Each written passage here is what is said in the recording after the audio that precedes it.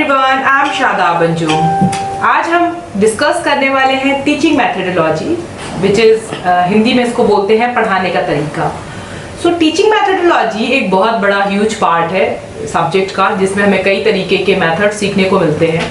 और ये जो टीचिंग मेथोडोलॉजी, इससे रिलेटेड क्वेश्चन इंटरव्यू में और रिटन क्वेश्चन पेपर में दोनों में पूछे जाते हैं। तो आज हम इस चीज को डिस्कस करेंगे।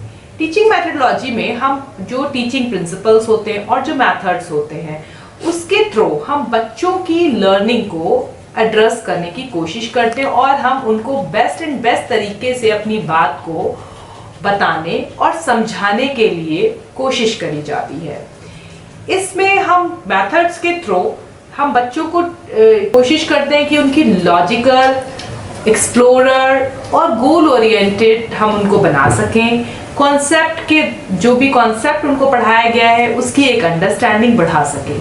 Types of teaching and methodology को 4 पार्ट में बांटा गया है। Number 1, teacher centred method. Number 2, learner centred method. Number 3, content focused method. Number 4, active and participative method. So teacher centred method में चिल्ड्रन के ऊपर हम फोकस करते हैं और सारी ही जो भी लेक्चर्स होते हैं या जब टीचर पढ़ाती है तो वहाँ पे सारा फोकस बच्चों का टीचर के ऊपर होता है और टीचर ही एक मेन वहाँ पे वर्कआउट कर रही होती है, बच्चों को फोकस करना होता है। टीचर मेथड के कुछ फायदे भी हैं। यहाँ पे कोई पार्ट या कोई टॉपिक मिस नहीं होता है, क्योंकि टीचर जो होती है वो स्टार्टिंग से पढ़ाना स्टार्ट करती है और लास्ट तक की वो पढ़ाती रहती है, जो भी उसका एक होगा। दूसरा, क्लास नॉइजी नहीं रहता टीचर सेंटर्ड में, सारे बच्चे गौर से सुन रहे होते हैं बातों को और टीचर के कंट्रोल में होती है क्लास की सारी एक्टिविटीज। वो क्या पढ़ा रही है और वो कैसे आज का क्लास लेने वाली है, ये टोटली डिपेंड करता है टीचर सेंटर्ड पे। अब इसके कुछ डिसएडवांटेज भी हैं, जैसे कि टीचर सेंटर्ड जब टीचिंग होती है छोटे बच्चों के लिए बहुत बोरिंग हो जाती है, क्योंकि छोटे बच्चे तो हमेशा क्रिएटिव चीजें यूज करना चाहते हैं, तो वहां पे बच्चों के लिए काफी बोर हो जाता है और बच्चे यहाँ पे अपने स्किल्स को नहीं इंप्रूव कर पाते हैं। जैसे कि जब सिर्फ टीचर ही बोलेगा तो बोलने का मौका सिर्फ टीचर को दिया जाता है, तो वहाँ पे बच्चे अपने स्किल्स नहीं दिखा पाते हैं। अगर उनको कोई डाउट है या वो किसी चीज को और भी अच्छे से नरेट कर सकते हैं तो उनको वो अपॉर्चुनिटी वहाँ पे नहीं मिलती है, सिर्फ टीचर की उनको सुननी पड़ती है और वो चुपचाप बैठ के टीचर के ऊपर फोकस करते हैं। क्लासरूम बहुत ही डिसिप्लिन और कंट्रोल्ड दिखाई देता है। करते हैं स्टूडेंट सेंटर्ड मेथड, जो बेसिकली एनसीएफ इसको प्रमोट करता है और यहाँ पे हम टीचर्स, बच्चों में जो हम पढ़ाने का तरीका होता है वो टीचर और बच्चा दोनों का इक्वली पार्टिसिपेशन होता है इस मेथड के अकॉर्डिंग। मतलब यहाँ पे हम बच्चों को ग्रुप एक्टिविटीज के लिए प्रोवोक करते हैं और कहते हैं कि एनकरेज करेंगे कि बच्चे ग्रुप में ज़्यादा से ज़्यादा पार्टिसिपेशन दें, टीचर्स की बात सुने। कभी बच्चे जो हैं वो क्वेश्चन पुट अप करते हैं टीचर से, तो टीचर को उनको भी आंसर करना होता है, तो ये कहीं ना कहीं एक दूसरे पर इंटरप्रेट होती है। ये जो मेथड है बहुत ही अच्छा मेथड भी माना जाता है, क्योंकि यहाँ पे क्या होता है कि बच्चे को अपने स्किल्स इंप्रूव करने का मौका मिलता है, अपनी बात इंप्रूव करने का मौका मिलता है, अपने डिसीजन खुद ले पाता है, अपने जो क्वेश्चंस उसके अंदर डाउट्स होते हैं वहां पे वो पूछ के रख पाता है और टीचर से समझ पाता है। पर हर चीज के एडवांटेज और डिसएडवांटेज तो होते ही हैं। तो अगर हम डिसएडवांटेज की बात करें तो इस तरह के जो क्लासरूम होते हैं वो कभी कभी ज्यादा नॉइजी हो जाते हैं, क्योंकि टीचर को बहुत सारे बच्चों की बात सुननी होती है और उनके आंसर्स देने होते हैं। But this is the very good method actually. अब हम बात करते हैं हमारा थर्ड मैथड, जो है कंटेंट फोकस मेथड। बेसिकली अगर हम सीटेट और जूनियर टीचर की प्रिपरेशन कर रहे हैं तो हमारे पास सिर्फ 2 ही टॉपिक जरूरी हैं, एक टीचर सेंटर्ड और एक स्टूडेंट सेंटर्ड। लेकिन जिस तरह से इस टाइम लॉकडाउन चल रहा है और यहाँ पे लॉकडाउन के टाइम पे हमें और भी चीजों के बारे में जान लेना चाहिए। This is my suggestion. बाकी आप टीचर सेंटर्ड और स्टूडेंट सेंटर्ड मेथड्स को यूज कर सकते हैं और उस पर अच्छे से ब्रीफ एक नोट्स बना सकते हैं। बट फिर भी कंटेंट मेथड पे हम फोकस करेंगे। जो कंटेंट मेथड होता है, इसमें आपका जो बच्चा होता है उसको हम ट्रांसमिशन करते हैं। मतलब सपोज दैट एक हमने टॉपिक पढ़ाया है तो उस टॉपिक को कितने और तरीके से हम सीख सकते हैं। मतलब एक सेम टॉपिक को थोड़ा सा और एक्सप्लोरिंग वे में बनाना। यहाँ पे बच्चे जो होते हैं वो अपनी थिंकिंग के स्किल्स को बढ़ाते हैं और एक ही कंटेंट को, जो भी एक कंटेंट या टॉपिक है, उसको कई तरीके से पढ़ने की और उसको शो करने की कोशिश करते हैं। कंटेंट मतलब बेसिक है कि जो भी एक कंटेंट उठाया गया है वहाँ पे टीचर और बच्चे का एक अच्छा सा रिलेशन देखने को मिलता है और यहाँ पे टीचर बहुत एजुकेटेड चाहिए, क्योंकि कंटेंट जो भी है उस कंटेंट को पढ़ाना भी है और उसको समझाना भी है और उसको प्रैक्टिकली भी हमें बच्चों को दिखाना है। तो कहीं ना कहीं ये एक बहुत ही वेल परफॉर्म टीचर ही कर सकती है और यहाँ पे बच्चों को थोड़ा लर्निंग में इजी हो जाता है। सो ये रहा हमारा कंटेंट फोकस। अब नेक्स्ट हम बात करते हैं इंटरैक्टिव और participative method. Interactive and participative method क्या होता है? हमारा जो स्टूडेंट्स होते हैं यहाँ पे बहुत ज़्यादा एंगेज रखने के लिए हम कोशिश करते हैं कि बच्चे जो है हमारे ज़्यादा से ज़्यादा पढ़ाई में एंगेज रहें और कुछ नया सीखें, नए स्किल्स सीखें, बच्चे कॉन्फिडेंट हों। तो यहाँ पे हम टेक्नोलॉजीज की बात करते हैं इंटरैक्टिव और पार्टिसिपेटिव मेथड में। तो यहाँ पे हम बच्चों की लर्निंग को और भी ज़्यादा इंटरेस्टिंग बनाने की कोशिश करते हैं और कोशिश हमारी यहाँ पे वेल एंड बेटर करने की होती है।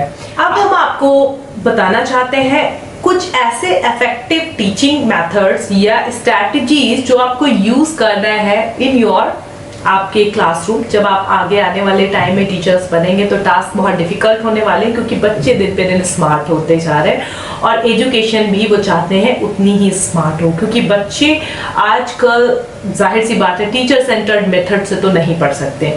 तो हमें बहुत इफेक्टिव तरीके यूज करना है, जिसमें से आज हम आपको कुछ 6 इफेक्टिव स्ट्रैटेजीज बताने जा रहे हैं। नंबर 1 पे हम बात करते हैं विजुअलाइजेशन स्ट्रैटेजी जो है हमारी, या विजुअलाइजेशन मेथड जो है वो हम यूज करते हैं। विजुअलाइजेशन का मतलब है देख के किसी चीज को सीखना। तो हम जितने भी एकेडमिक पार्ट्स हैं, एकेडमिक लाइक जो आपका सपोज दैट हम प्लांट्स के बारे में पढ़ा रहे हैं, एनिमल्स के बारे में पढ़ा रहे हैं, तो कहीं ना कहीं ये जो प्लांट्स और एनिमल्स के बारे में जो हम पढ़ा रहे हैं वो सारी चीजें हम एक्सपीरियंस कराएं बच्चों को। जैसे कि प्लांट्स के बारे में पढ़ाएं तो हम पर्टिकुलर रियल प्लांट का एक एग्जाम्पल बच्चों के सामने रखते हैं, उससे समझाते हैं उनको और उसके ऊपर प्रैक्टिकल बेस्ड करते हैं, मतलब प्रैक्टिकल उस पे करके दिखाते हैं। अगर हम एनिमल्स पढ़ाते हैं तो आजकल हम लोग आप देखिए कि स्कूल्स जो हैं वो जू ट्रिप प्लान करते हैं। क्यों प्लान करते हैं? ताकि वो बच्चों की जो लर्निंग है उसको रियल विजुअलाइजेशन में लेके आ पाए, मतलब उनको सच में दिखा पाए व्हाट इज दैट। सो यहाँ पे हम जो भी बच्चों को लर्निंग कराने की कोशिश करते हैं उसको ऑथेंटिक बेस्ड बना के दिखाते हैं। नंबर 2 हम बात करते हैं कोऑपरेटिव, आपका जो टीचिंग मेथड है। कोऑपरेटिव में हम क्या करते हैं, यहाँ पे बच्चों को पीयर्स ग्रुप के साथ काम करना सिखाते हैं। मतलब यहाँ पे हम बच्चों का एक मोरल डेवलपमेंट, एक दूसरों के साथ मिलकर एक जो ग्रुप एक्टिविटीज होती हैं हम उस पे फोकस करते हैं। मतलब एक दूसरे से कैसे कोऑपरेट करना है और किस तरह से आप लोगों को जो टीम वर्क है उसके लिए कैसे आपको बताना है, कैसे समझाना है, मतलब टीम वर्क यहाँ पे देखने को मिलता है कोऑपरेटिव में। नेक्स्ट हम 3rd बात करते हैं इंक्वायरी बेस्ड। अब इंक्वायरी बेस्ड एक्चुअली इसमें हम जो भी बच्चों को टॉपिक देते हैं वहां पे बच्चों को एक पर्टिकुलर टास्क प्रोवाइड कराते हैं अलग अलग, और बच्चों से कहते हैं आप इसमें अपना इंक्वायरी करें, मतलब अपनी एक सोच बनाएं, समझ बढ़ाएं। तो यहाँ पे हम बच्चों को क्या करते हैं कि इन्वेस्टिगेट करने के लिए कुछ चीजें देते हैं और बच्चों की प्रॉब्लम सॉल्विंग स्किल्स को बढ़ाने की कोशिश करते हैं, क्योंकि जिस तरह से आजकल बच्चे बहुत ही जल्दी टायर्ड हो जाते हैं, उनको उनकी सेल्फ स्टीम पे बहुत जल्दी उनको बुरा लग जाता है किसी चीज का। तो हमें कहीं ना कहीं इंक्वायरी बेस्ड लर्निंग को थोड़ा सा बढ़ावा देना पड़ता है ताकि वो अपने सेल्फ डिसीजन और अपनी जो प्रॉब्लम्स है उनको खुद ही सॉल्व कर पाए। तो ये छोटे छोटे तरीके हैं, जब बच्चे छोटे क्लास में होते हैं तो हम छोटे छोटे टास्क देते हैं, बट अगर आप आगे की बात करेंगे जब हम लोग PhD लेवल पे पहुंचते हैं तो हमें भी कहीं ना कहीं इंक्वायरी बेस्ड प्रोग्राम या इंक्वायरी बेस्ड एक फाइल बनानी पड़ती है, जिसमें हम अब प्रैक्टिकली जाके उस चीज को देखते हैं जो हमारे दिमाग में चल रहा होता है कि वाकई में हमारे दिमाग का सोचना है या फिर सच में इसका कोई इम्पैक्ट होता है लाइफ में। Differentiation method. Here we use student ability based activities. Means हमें पता होता है हमारे क्लास डाइवर्स है, डाइवर्सिटी है यहाँ पे देखने को मिलती है। बच्चे इंटेलिजेंट भी होते हैं, नॉर्मल भी होते हैं और कुछ बॉडम एज पे भी होते हैं। तो कहीं ना कहीं जब बहुत तरीके के बच्चे हैं, अलग अलग लैंग्वेज के भी हो सकते हैं, अलग अलग अंडरस्टैंडिंग लेवल भी हो सकता है। कोई बच्चे लिखने में अच्छे होते हैं, कोई बच्चे पढ़ने में अच्छे होते हैं, कोई बच्चे बोलते अच्छा है। तो ये एक बच्चों के अंदर एक अलग अलग तरह की यूनिक मतलब उनके अंदर स्पेशलिटी है और जरूरी नहीं हर बच्चा हर चीज में अच्छा परफॉर्म कर पाए। तो कहीं ना कहीं इस वजह से बच्चों के जो क्लासरूम के बच्चे हैं उनके अंदर एक कंपटीशन हो जाता है। जैसे जिसका जो लिखने में बहुत अच्छा है तो भले चाहे वो बच्चा क्लास में कितना भी अच्छा परफॉर्म करता हो, बट जो लिखने वाला बच्चा है वो कहीं ना कहीं मार्क्स ज्यादा अच्छे ऑब्टेन कर लेता है। तो यहाँ पे क्या होता है, बच्चों के अंदर या क्लासरूम में बच्चों के अंदर एक गैप आ जाता है। तो हम क्या करते हैं डिफरेंशिएशन मेथड में, हम यहाँ पे बच्चों की एबिलिटी के अकॉर्डिंग उनको टास्क देते हैं, जिसको हम ऑब्जर्वेशन में भी देख सकते हैं या हम असाइनमेंट बेस दे देते हैं कि अच्छा आपको ये वाला स्पीकिंग स्किल्स में हम ये वाली एक्टिविटीज रख रहे हैं, राइटिंग स्किल्स में ये रखते हैं। तो क्या होता है जो पूरी क्लास का जो असेसमेंट ओवरऑल द ईयर चलता रहता है, वहां पे बच्चों के को करिकुलम एक्टिविटीज बेस्ड जो नंबर होते हैं हम उनको भी कॉन्सेंट्रेट कर सकते हैं और हर बच्चे को एक उसके टाइटल के अकॉर्डिंग हम उसको बता सकते हैं कि हाँ वो भी क्लास में एक रखता है उपयोगिता।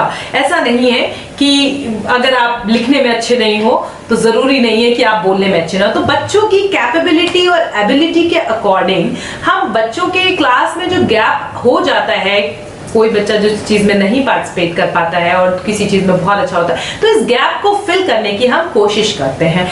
नेक्स्ट है हमारा टेक्नोलॉजी बेस्ड। अब जैसे कि technology based, this is the lockdown period and again I am saying to you this is the technology based learning, जो डिजिटल लर्निंग है। जैसे अभी हम लोग ने कॉन्फ्रेंस लर्निंग कॉन्फ्रेंस से बच्चों को पढ़ाना स्टार्ट किया है। कुछ आपने एप्स लिए हुए हैं जहाँ पे टीचर लाइव आके क्लास देती है। So this is the technology based. हम बच्चों को ये भी बताते हैं कि सिर्फ पढ़ाई ऐसा नहीं है, पढ़ाई के लिए कोई बैरियर्स नहीं लगे, आप जब चाहे जहां चाहे कहीं से भी पढ़ाई कर सकते हैं। तो ये इस तरह की बेस्ड होती है टेक्नोलॉजी बेस्ड। जैसे कि अपने क्लासरूम में आप देखिए कि हम टॉपिक्स पढ़ाते हैं, कोई भी टॉपिक लेते हैं तो उसी से रिलेटेड प्रैक्टिकल या उससे रिलेटेड कोई वीडियो या मूवी, कोई राइम्स हम लोग क्लास में चलाते हैं इसको डिजिटल के द्वारा। तो यहाँ पे हम बच्चों की बात करते हैं कि हम उनको टेक्नोलॉजी बेस्ड भी लर्निंग दे रहे हैं, मतलब प्रिपेयर कर रहे हैं आज के समाज में जिस तरह से हमें रहना है, जिस तरह से चीजों को। तो ये थोड़ी बच्चों की जो लर्निंग होती है यहाँ पे बच्चे थोड़ा इंटरेस्ट देते हैं, क्योंकि उनको यहाँ पे कुछ करना नहीं है, सिर्फ ऑब्जर्व करना है। तो उनको यहाँ पे बहुत मजा आता है, वीडियो वगैरह वो देखते रहते हैं, अपनी जो भी उनके थिंकिंग स्किल्स हैं उसको करते हैं। तो और कुछ हम इसी तरीके के ऑपरेशनल बेस्ड भी देते हैं कि आप इस तरह के करें। जब ये बड़े बच्चों के लिए बेसिकली हम करते हैं कि ऑपरेशन बेस्ड भी हम टेक्नोलॉजी होमवर्क्स देते हैं। नेक्स्ट है behaviour management, which is more important. Behaviour, क्योंकि आपके क्लास में जब बच्चा स्कूल में आता है, हर पेरेंट्स की, हर टीचर्स की, प्रिंसिपल की और आपके जो भी लोग होते हैं बच्चे से रिलेटेड, वो सब चाहते हैं कि हमारा बच्चा डिसिप्लिन हो।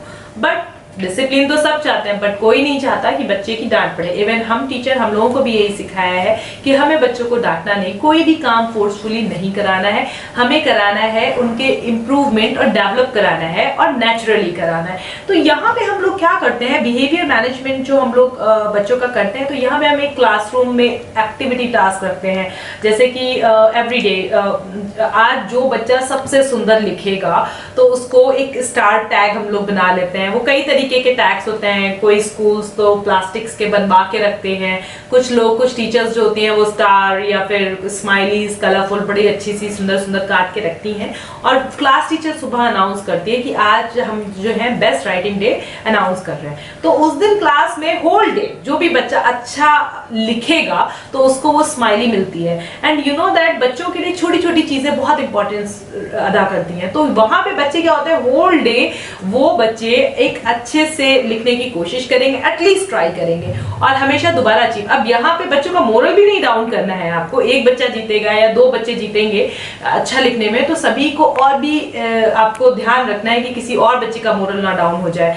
तो इस तरह से हम लोग डे टू डे एक्टिविटीज रखते हैं कि आज सबसे ज्यादा वेल मैनर्ड जो रहेगा क्लास में उसको हम ये वाला चार्ट देंगे, या हम पूरे वीक का रखते हैं कि पूरा वीक जो बच्चा सबसे डिसिप्लिन में रहेगा तो हम उसको ये स्टार या ये ट्रॉफी देने वाले हैं। तो ये बिहेवियर मैनेजमेंट की कुछ एक्टिविटीज हैं या कुछ ऐसे चीजें हैं जिनको हम क्लास में यूज करते हैं ताकि बच्चे वेल बिहेव्ड हों और उनको इसी छोटे छोटे रेनफोर्समेंट की वजह से हम उनको अच्छा और बेहतर बना पाते हैं बिहेवियर मैनेजमेंट में।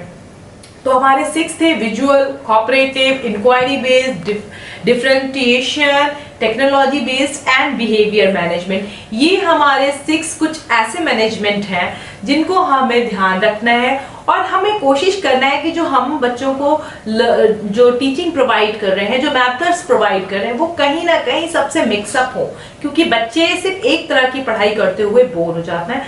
इंटरेस्टिंग फन एजुकेशन में डालने के लिए आपको best and best technologies use करना है और अपने आप से भी बहुत कुछ एक्सप्लोर करना है अगर आपको एक बहुत अच्छा टीचर बनना है। आई होप आपने अंडरस्टैंड किया होगा जो भी मैंने आज पढ़ाया and thanks for watching it.